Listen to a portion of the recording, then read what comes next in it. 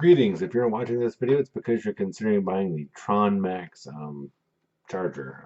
As is often the case, I received this product free for the purpose of review, but despite that, I'll be completely candid because I shop on Amazon the same way you do, and I don't want unpleasant surprises showing up in my mailbox.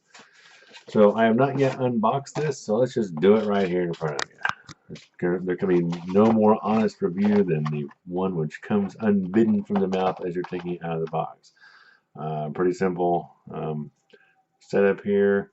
I noticed that so there are 6 outputs and 3 of them are labeled for 1.0 amp output and 3 are labeled for 2.4 amp output. So that'll give us something to measure.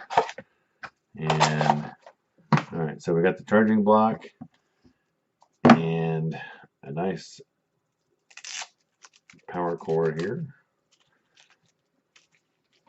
Unwind this and plug it into the power meter.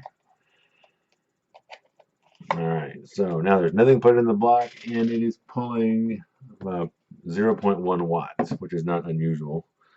Let's start by hooking up in my iPad Air 2 here. It typically wants at least 2 amps. Let's start out and mix it up and plug into the 1.0 amp output and plug it into the iPad and see what we get. See if we really get just 1 amp or if we get more. Okay, so we get 2.35 amps out of the plug labeled 1 amp.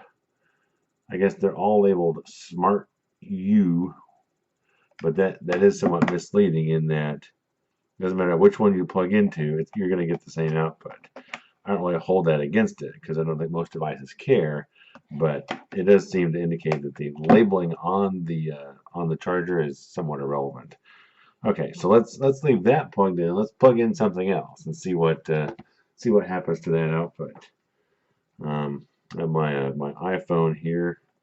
Let's plug it into a 1 amp plug and see what happens as we add load to it.